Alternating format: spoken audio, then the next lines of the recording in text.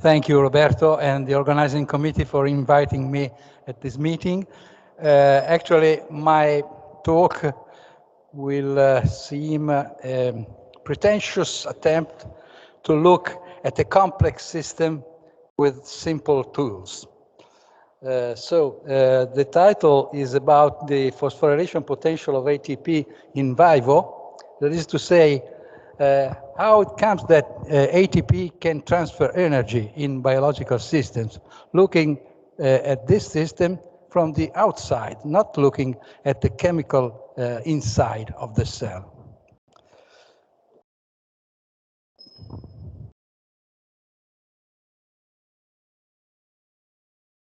I just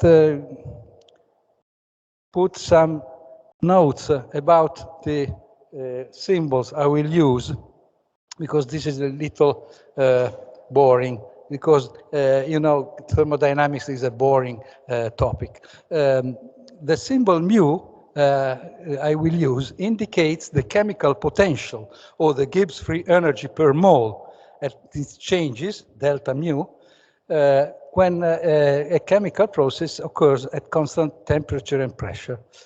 This is an intensive physical dimension. It is the thermodynamic driving force measuring the actual potential span when reagents are converted to products under steady-state conditions. I would like to stress the fact that the use of this intensive physical dimension and its symbol relates to a point which will be clearer in the following. Instead, I use the symbol G to indicate the variations in Gibbs free energy changes, which is our extensive physical dimension, when calculating changes in free energy relative to precise amounts of any substance.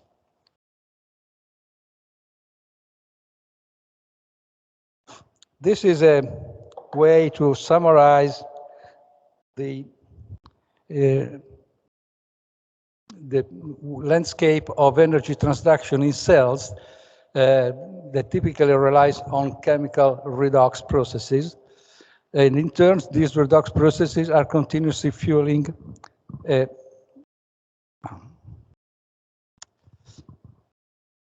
no.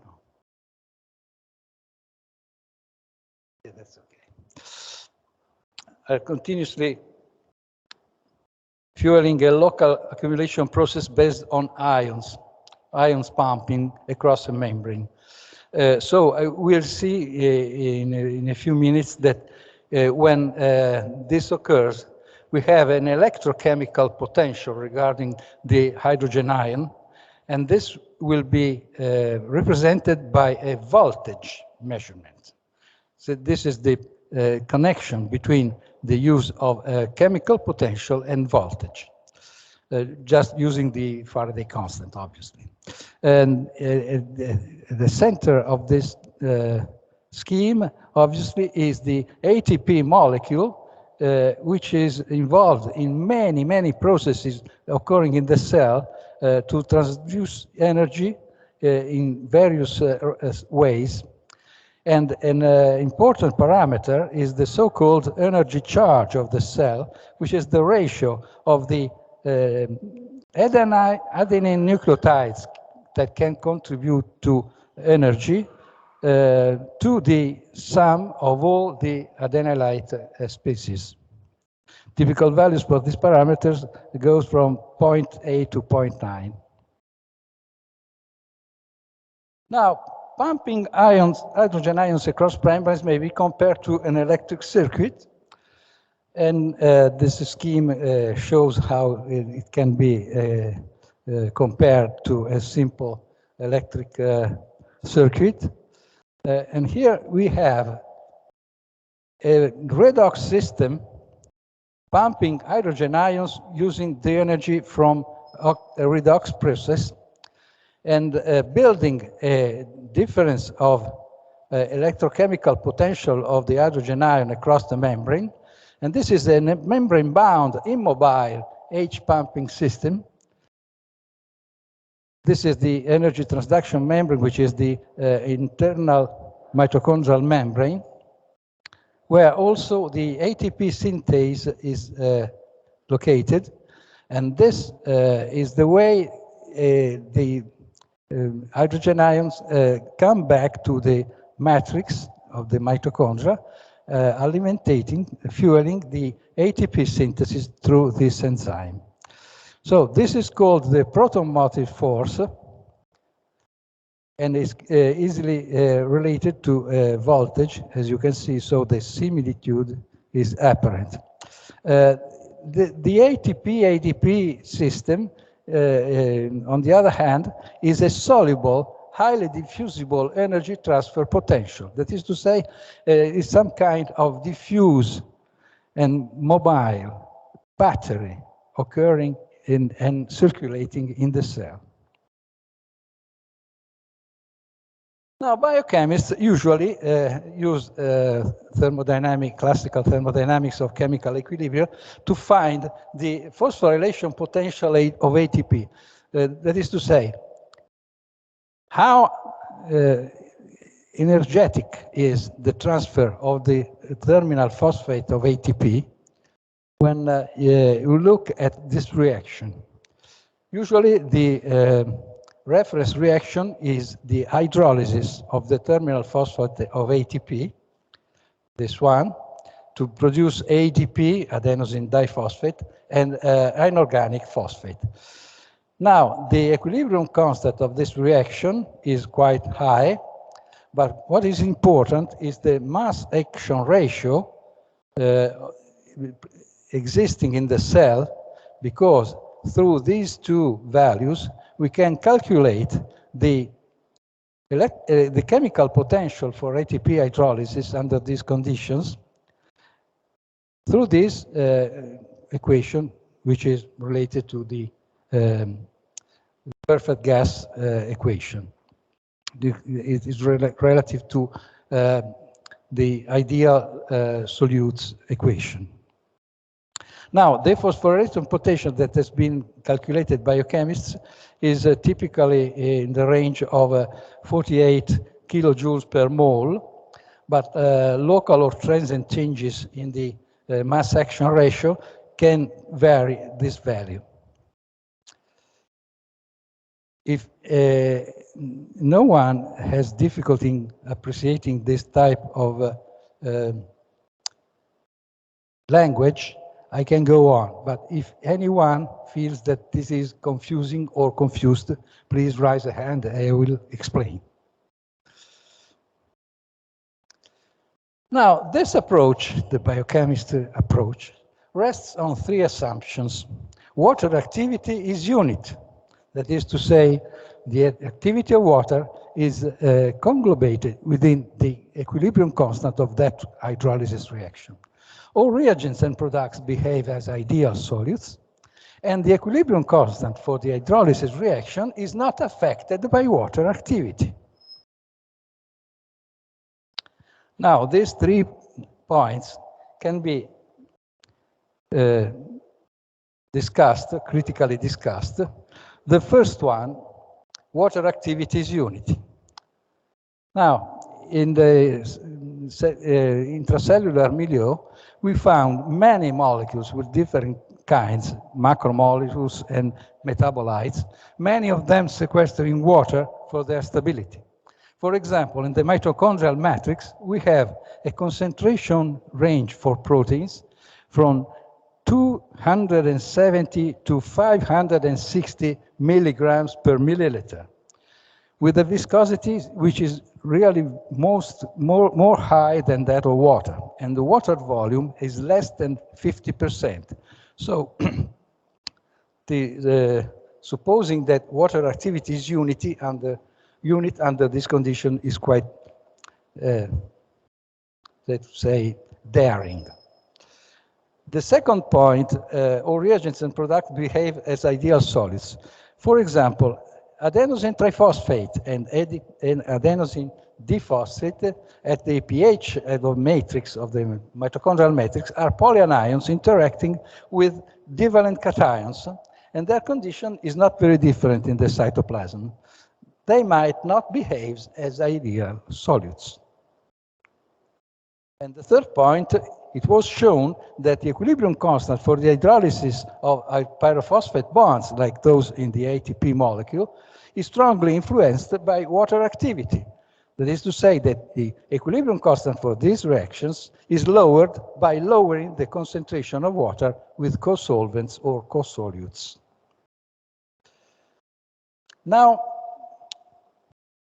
I go back to mitochondria. In animal cells, ATP is regenerated from ADP and inorganic phosphate by the process of oxidative phosphorylation. The energy obtained by electron transfer is transduced to an electrochemical potential of hydrogen ions flowing outside the mitochondrial membrane to produce the so-called proton-motive force, which is indicated by delta P when expressed in volts, and its typical value is 0.2 volt.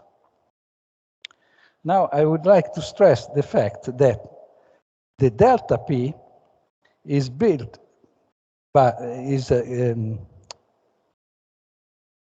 has a component, an electrical component, delta Psi, and a pH component, but this pH component is a minor component. Most of the delta P is made from the difference in electrical potential. So the delta psi is a good measure of the delta P value, and this can be measured by typical fluorescent probes that can be added to the sample, either mitochondria or cells. So we can estimate the delta P value in a living cell. Obviously, the hydrogen ion cannot indefinitely build up on the outer side of the mitochondrial membrane, but they must come back to the matrix through the ATP synthase, which acts as a hydrogen ion mill with a wheel of this molecular machine consisting of 8 identical subunits in the enzyme from animal mitochondria. This wheel rotates 360 degrees when 8 hydrogen ions come back into the mitochondrial matrix. In this way, the shaft of this mill changes the shape of the catalytic part of the enzyme so as to drive the synthetic reaction. ADP and inorganic phosphate are condensed to ATP and water molecule.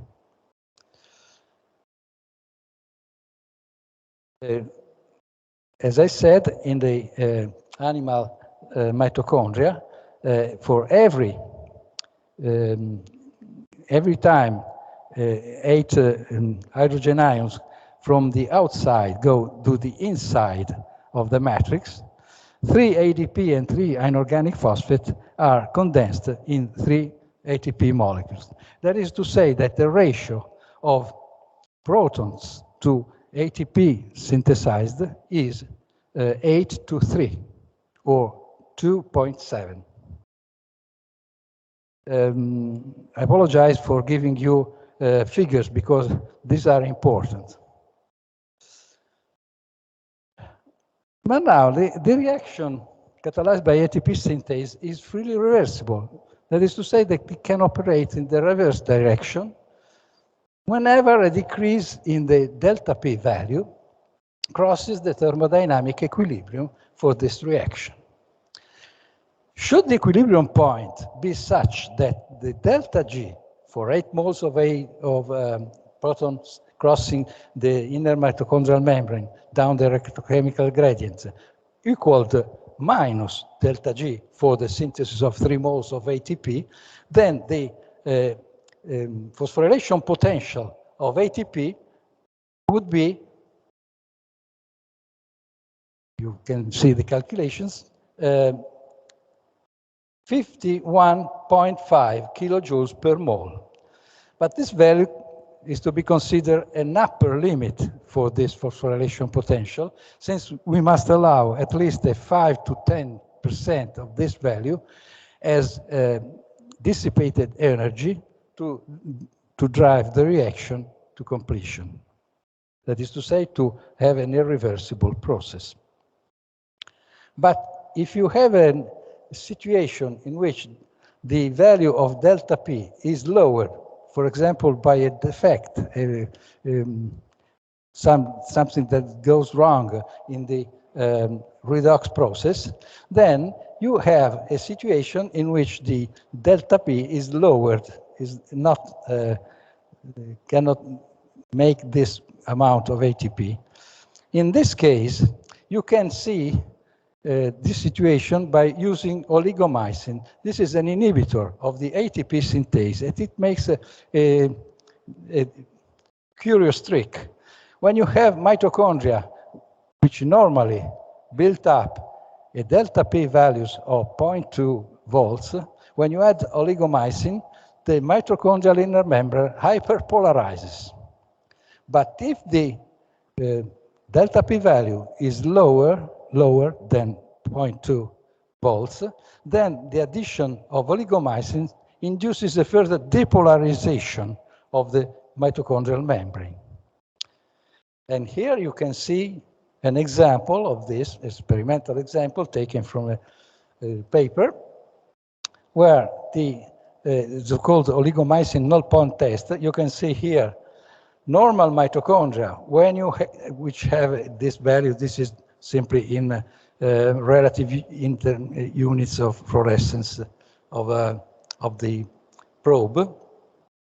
When you add oligomycin, you have an increase in the delta psi membrane, the electrical potential of the inner mitochondrial membrane.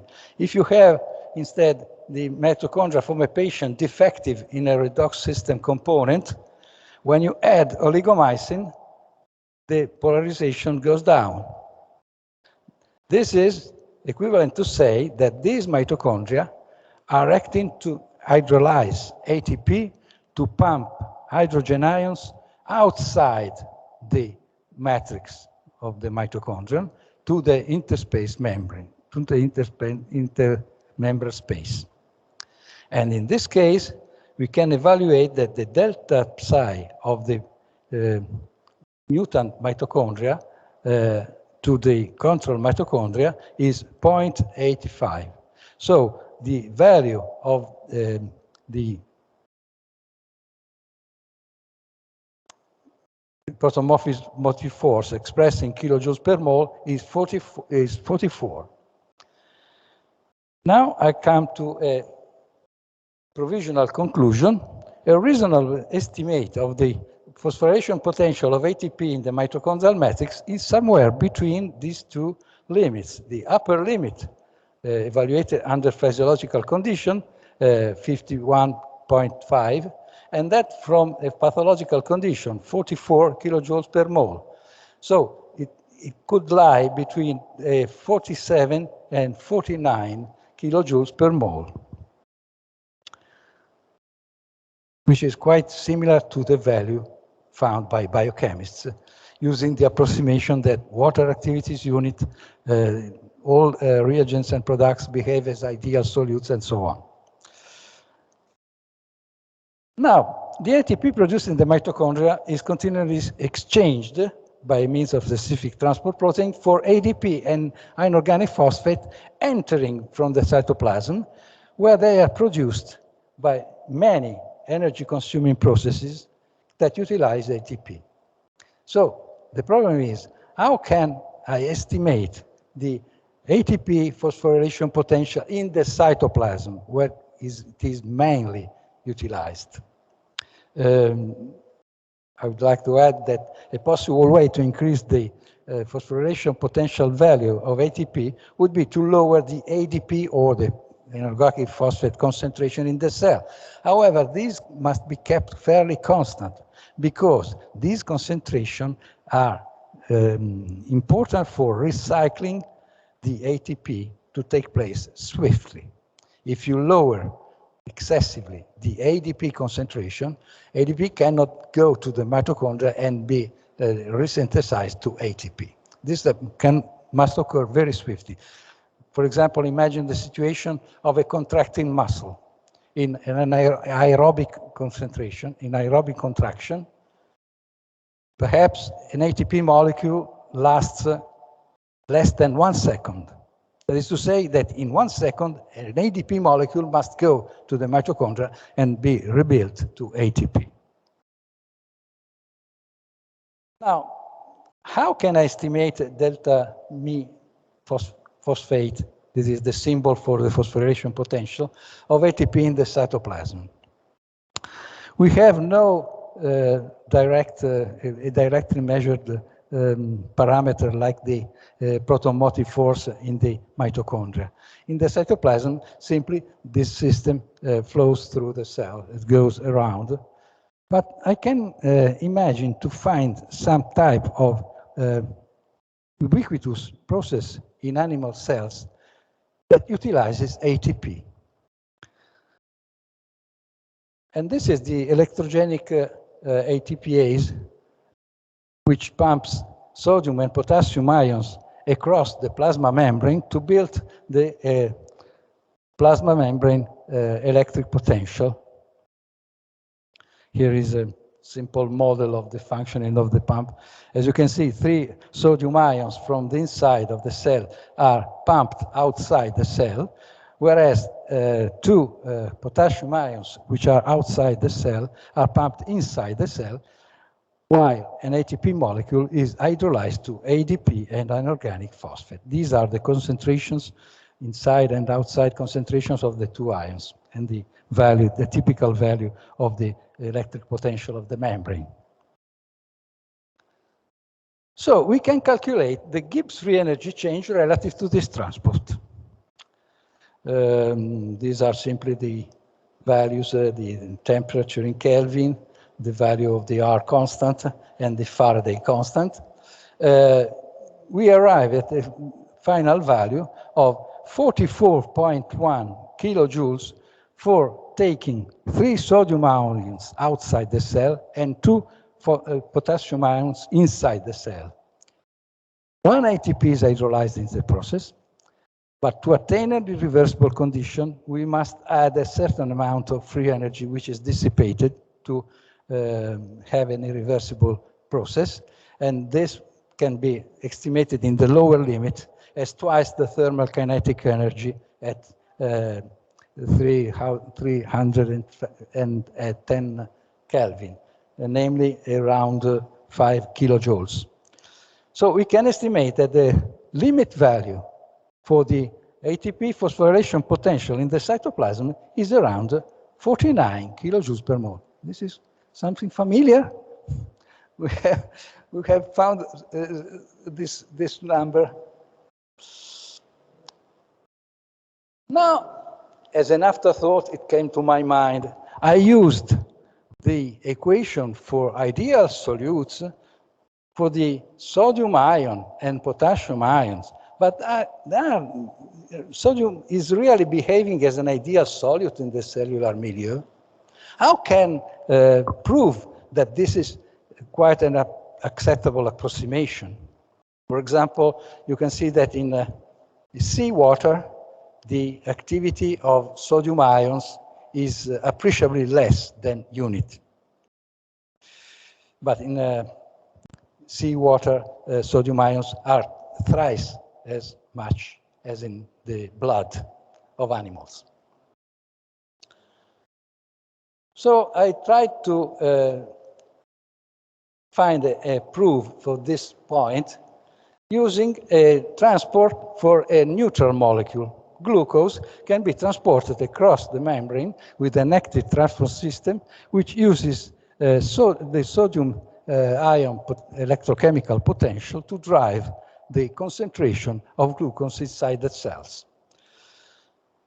Now, glucose is not completely reabsorbed from primary urine, even under hyperglycemic conditions, with a renal threshold of glucose which has been estimated in 189 milligrams per deciliter, or 1.05, 10.5 millimolar in hyperglycemic insulin-resistant patients.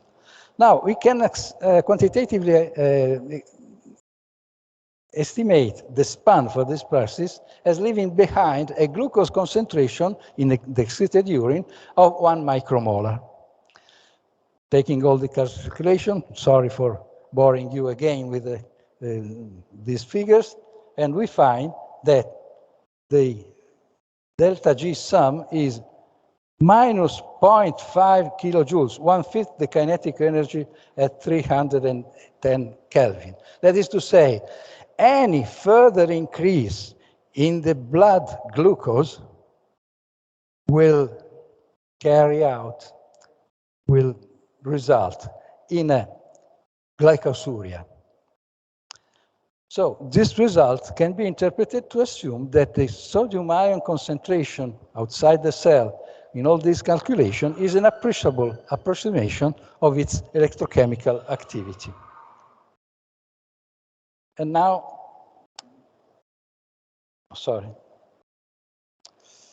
I come to my conclusions. These estimates are straightforward, albeit unorthodox, and this approach is, I made this approach to show that it is possible to arrive at some values for this parameter that are independent of evaluating the concentration of the adenylate system in the cells and their equilibrium constants of their reactions. Now, since we find practically the same value that is reported in biochemistry textbook, what does that mean? Probably the aqueous compartment in animal cells are not so crowded with molecules, or this concentration of solutes is not evenly distributed inside the cells. For example, it has been shown many years ago that the green fluorescent protein can rapidly diffuse in the mitochondrial matrix, and this should suggest that in the matrix that there are peripheral zones allowing the existence of aqueous regions of normal viscosity, also in this compartment, and probably elsewhere in the cell. So I thank you very much for attending my talk, and I wait your questions. Thank you.